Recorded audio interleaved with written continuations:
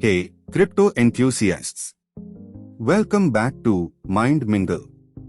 Today, we are embarking on an exciting journey into the world of Bitcoin mining right from your Android device, and we've got the best free app of 2023 to guide us. Stick around as we explore the ins and outs of this revolutionary app that's making waves in the crypto community. Before we dive into the app, let's talk about the elaboration of Bitcoin mining on Android.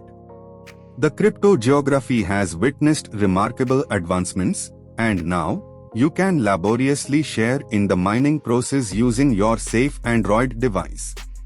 It's a game changer for those looking to dip their toes into the fascinating world of cryptocurrency. Our star for today is BTC Miner, the best free Bitcoin mining app of 2023. What makes it stand out? Well, it's not just about mining, it's about the comprehensive experience it offers.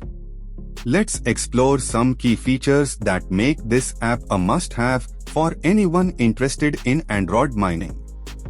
First and foremost, start free BTC cloud mining with single tap. An intuitive and user-friendly interface that caters to both beginners and seasoned miners. Single tap earning ensures seamless mining operations, allowing you to focus on maximizing your earnings.